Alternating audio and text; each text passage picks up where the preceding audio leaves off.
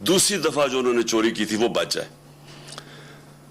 اب آج کا میں جو اصل وجہ سے میں نے آج یہ آپ کے سامنے قوم کے سامنے ہوں وہ یہ کہ دیکھیں ایک پہلے سازش ہوئی, پھر ایک کرپٹ سیٹ اپ کو اوپر لے کے آئے, اور پھر انہوں نے اپنا NRO 2 لیا, اور اس کے بعد جو قوم کو یہ کہہ کے آیا تھا کہ ہم مہنگائی کم کریں گے, مہنگائی کے سارے ریکارڈ توڑ دیے. آج ساری قوم جانتی ہے کہ کبھی پاکستان میں اس طرح کی مہنگائی اتنے تھوڑے ٹائم میں نہیں ہوئی, اور یہ صرف 2008 میں یعنی 14 سال پہلے اس طرح کی مہنگائی تھی. مہنگائی صرف آسمانوں پہ نہیں گئی, جو ہماری معیشت تھی, جو کہ صاف جو economic survey of Pakistan government کی جو سروے ہے اس میں جو بتایا تھا کہ ساری چیزیں یعنی انڈیکیٹرز جو تھے معیشت کے وہ سارے صحیح راستے پہ جا رہے تھے, چاہے ایکسپورٹس ریکارڈ تھی, ٹیکس کلیکشن ریکارڈ تھا, اس کے بعد جو ہماری زراعت تھی ان کی بڑی زبردست 4 فصلوں کی ریکارڈ پروڈکشن 2 سال لگاتار رہی. تو ہر چیز جب پازیٹیو پہ جا رہی تھی, جب ہماری IT جو فیوچر ہے پاکستان کا اس کی جب ہم نے جو ان کو انسینٹیوز دیے وہ بھی 75% 2 سالوں میں ایکسپورٹس بڑھی تھی. تو جب ایک ملک صحیح راستے پہ جا رہا تھا, انڈسٹری بھی گرو کر رہی تھی, روزگار میں یہ سب سے بر صغیر میں ورلڈ بینک کی سروے سب سے زیادہ روزگار پاکستان دے رہا تھا, اس وقت کے اوپر یہ سازش کی گئی. اور پھر جب لوگ پہلے ہی تنگ تھے, پہلے قوم کی خودداری جاگ گئی, قوم نے جب دیکھا تو یہ کوئی بھی نہیں سمجھ رہا تھا کہ اس طرح پبلک سڑکوں کے اوپر نکلے گی. میں سچ بتاؤں میں بھی نہیں سمجھ رہا تھا اس تعداد میں پبلک نکلے گی. عموماً تو لوگ جب حکومت جاتے ہیں خوشیاں مٹھائیاں بانٹتے ہیں, تو پبلک سڑکوں کے اوپر آ گئی. یہ کوئی بھی جو سازش کرنے والے تھے ان کے ذہن میں بھی نہیں تھا کہ اس طرح پبلک سڑکوں پہ نکلے گی. انہوں نے سمجھا تھوڑی دیر کے بعد یہ پبلک تھک جائے گی, گرمی بہت ہے. اس کے باوجود پبلک مسلسل سڑکوں پہ نکلتی رہی, اور جب بھی ہم نے ان کو دعوت دی, پرامن احتجاج کی, ابھی ہفتے کو قوم نے دیکھا کہ کس طرح پبلک آئی پنڈی اور اسلام آباد کی پریڈ گراؤنڈ میں, اور سارے پاکستان میں لوگ نکلے. اب جو ہو رہا ہے پاکستان سے میں اس کی طرف اب آنا چاہتا ہوں کہ بجائے یہ جو جنہوں نے بھی سازش میں ملوث تھے ان کو یہ سوچنا چاہیے کہ جب عوام ایک طرف کھڑی ہو گئی, ان کو قبول ہی نہیں کر رہی, ان چوروں کو نہیں عوام قبول کر رہی, ان کو چور بھی کہتی ہے, غدار بھی کہتے ہیں, اور ان غدار ایسے کہ ان کا انٹرسٹ ہی پاکستان میں نہیں ہے, ان کے پیسے باہر پڑے ہوئے ہیں, ان کا اصل انٹرسٹ ان کے پیسے ہیں, ان کا نظریہ پیسے ہے. دیکھیں جب نظریہ پیسہ ہو تو نظریہ پیسے کے لیے یہ ہر چیز قربان کرنے کے لیے تیار ہے. یہ ان کو موقع ملے یہ اسرائیل کو بھی ریکگنائز کریں گے, ان کو موقع ملے یہ کشمیریوں کی قربانی کی قبریں کھود کے یعنی ان کو قربانیوں کو نظر انداز کر کے ہندوستان سے بھی ٹھیک اپنی دوستی کر لیں گے, کیونکہ ان کے پیسے کو جدھر فائدہ ہو.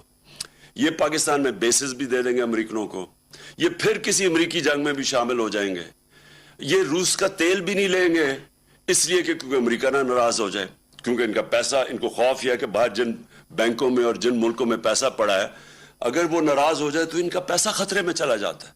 تو ان کا انٹرسٹ وہ نہیں ہے جو کہ پاکستان کا انٹرسٹ ہے, ان کا نظریہ پاکستان سے کوئی تعلق نہیں ہے, کیونکہ ان کا نظریہ پیسہ ہے.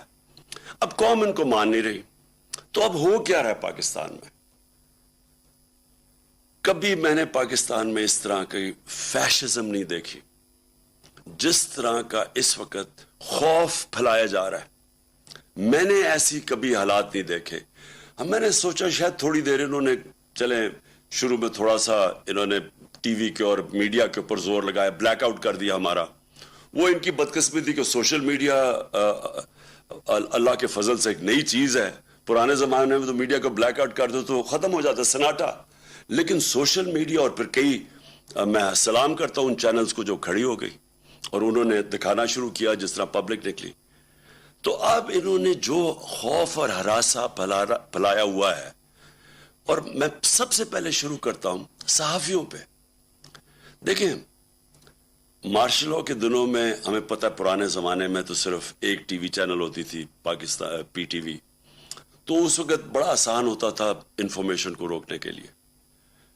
دنیا بدل چکی ہے, یہ چاہیں بھی تو آپ اس کو روک نہیں سکتے انفارمیشن کو. یہ سوشل میڈیا کا زمانہ ہے, آپ خبر نہیں روک سکتے. اگر آپ صحافیوں کو ڈرا کے دھمکا کے ایف آئی آرز کر کے یا لفافے دے کے اگر آپ ان کا منہ بند بھی کر لیں گے, سوشل میڈیا کا منہ کیسے بند کریں گے؟ ہر جس کے پاس موبائل فون ہے اس کی آواز ہے. وہ گھر میں بیٹھے ہوئے خواتین بچوں کے پاس آج آواز ہے. یہ ایک ایسا کبھی ماضی میں نہیں ہوا. اس لیے جو یہ کوششیں کی جا رہی ہیں یہ ایک ملک کو انارکی کی طرف لے کے جا رہی ہیں. اور یہ جس طرح کے صحافیوں سے کیا گیا, میں کیونکہ ایاز امیر کو میں تو 30 سال سے جانتا ہوں.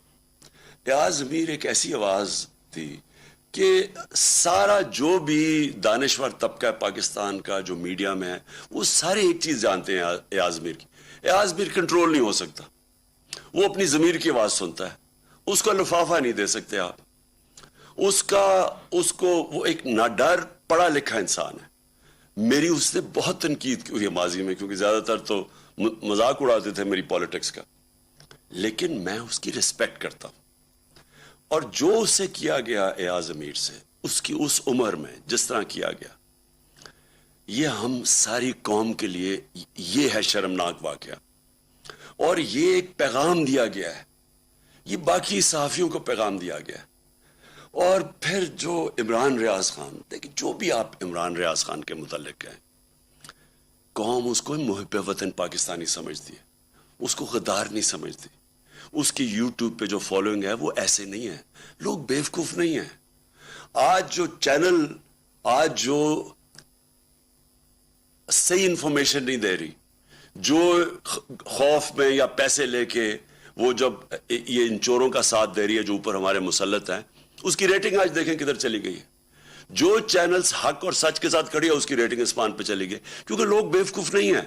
ایک بڑے دانشور نے ایک دفعہ کہا تھا کہ تھوڑی دیر آپ سب کو پاگل بنا سکتے ہیں, لیکن سارا وقت کوئی بھی سب کو پاگل نہیں بنا سکتا. تو اگر کسی کا خیال ہے کہ چینل کو پیسے دے کے لفافوں کے ذریعے ڈرا دھمکا کے آپ انفارمیشن کو کنٹرول کر لیں گے اور لوگوں کو دھوکہ دے دیں گے, وہ وقت گزر گیا ہے. اور میں یہ نام لینا چاہتا ہوں یہ صحافیوں کے, کیونکہ مجھے بار بار جو چیزیں سامنے ہماری آئی ہیں. اب ارشد شریف, اس کے اوپر ایف آئی آر کٹوا دیے. ارشد شریف جس طرح اس کی فیملی بیک گراؤنڈ ہے, فوجی بیک گراؤنڈ سے, وہ سارے جانتے ہیں ارشد شریف, اس کا بھی کوئی قیمت نہیں ہے ضمیر کی. اس کو جس طرح ہراساں کیا جا رہا ہے کہ اس کا کسی طرح منہ بند ہو جائے. صابر شاکر وہ ملک چھوڑ کے چلا گیا. تو صابر شاکر کو کوئی آج سے تو نہیں وہ صحافت کر رہا ہے, 20 سال سے کر رہا ہے, ہم سب جانتے ہیں اس کو. وہ ملک چھوڑ کے چلا گیا. اور میں سبی ابراہیم اس کے پیچھے پڑے ہوئے ہیں. جمیل فاروقی نوجوان ہے, اس کے پیچھے پڑے ہوئے ہیں. ایک کوئی بات کر دے, کال آ جاتی ہے ان نون نمبر سے کہ یہ نہیں کرو گے تو ہم یہ کر دیں گے, نہیں تو ایف آئی آر آ جائے گی. عدنان عادل وہ, اور میں عارف حمید بھٹی, میری بڑی تنقید کرتے ہیں عارف حمید, لیکن عارف حمید اس کو دھمکیاں دی جا رہی ہیں کہ تمہیں اب یہ کر دیں گے. اور ڈاکٹر محیط پیرزادہ یعنی وہ کوئی غدار ہے, اس کے اوپر اس کو خوف ڈرایا جا رہا ہے. اور میں سیاست پی کے کا خاص طور پہ کہنا چاہتا ہوں, ایک عدیل نوجوان ہے, وہ کینیڈا چلا گیا ہے کیونکہ اس کو اتنا انہوں نے خوف ڈرایا اور دھمکایا. ہمارا ارسلان, ہمارے تحریک انصاف کے وہ سوشل میڈیا کے ہیڈ, ان کے گھر میں چلے گئے. ان کی وہاں ماں تھی, ان کی بہنیں تھی, وہ وہاں اس کا کزن آیا ہوا تھا, اس کو 15-20 لوگ اندر گھس گئے, اس کو مارا پکڑ کے, خوف پھیلایا ہوا. پھر ہمارے سوشل میڈیا ایکٹیوسٹ, وہ یوٹیوبرز, ٹک ٹاکرز, وہ میرے پاس آئے, وہ کوئی بات کرنے وہ اسی دوران میں آئے, ان کو کال چلی گئی وہاں سے, کہ آپ نے یہ نہیں کہنا, وہ نہیں لکھنا. دیکھیں بات سنیں, میں آج یہ سوال پوچھتا ہوں سب سے, اپنی قوم سے, اور میں اپنی جوڈیشری سے سوال پوچھتا، کیا پاکستان میں فنڈامنٹل رائٹ سسپینڈ ہو گئے ہیں؟ پہلے بتا دیں کیا مارشل لاء لگ گیا یہاں؟ کہ یہ کون سی آئین اجازت دیتا ہے ان چیزوں کا؟ یہ تو میں نے آپ کو گنایا ہے. میری جو اپنی پارٹی ہے جو کیمپین پہ نکلا ہوا ہے جو 20 حلقوں میں، وہاں جا کے جی وہ موزم جو تو یہ اس کے اوپر ایف آئی آر کاٹ دی. ایک شرافت لڑکا ہے وہ ہماری کیمپین کرا تھا، اس کو وہ پیسے والا آدمی ہے، 40,000 روپے کی چوری کے کیس میں اس کو اندر جیل میں ڈال دیا. وہ وہاں سے نکلا پھر اس کو جیل میں پکڑ کے ڈال دیا جب وہ اس میں ایک کیس میں فارغ ہوا. یعنی یہ کیا کوشش ہو رہی ہے؟ میں پھر سے اپنی ادب سے اپنی عدلیہ سے پوچھتا ہوں کہ کیا ملک میں فنڈامنٹل رائٹ سسپینڈ ہو گئے ہیں؟ 25 مئی کو جب ہم نکلے ایک پرامن احتجاج کے لیے، اور ہماری ساری تاریخ ہے پرامن احتجاج کی. ابھی جو سیٹرڈے کو ہم نکلے ہیں، کتنی پبلک نکلی ہے پرامن احتجاج میں؟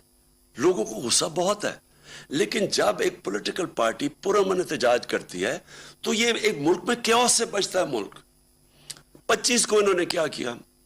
جس طرح یہ عورتوں رات کے 2 بجے عورتیں تھیں، کوئی ایک سین میرے ذہن میں رہتا ہے، وہ ایک 10 سال کی بچی اور اس کی ماں، اور وہ رو رہی ہیں کھڑی ہو کے کہ پولیس وہاں گھس گئی صبح کے 2 بجے ان کے گھر. پھر ایک 11 سال کے بچے کو پولیس پکڑ کے لے کے جا رہی ہے کیونکہ اس کا باپ گھر میں نہیں تھا. کیا یہ مقبوضہ کشمیر ہے؟ کیا یہ فلسطین ہے؟ فلسطینیوں سے ہو رہا ہے؟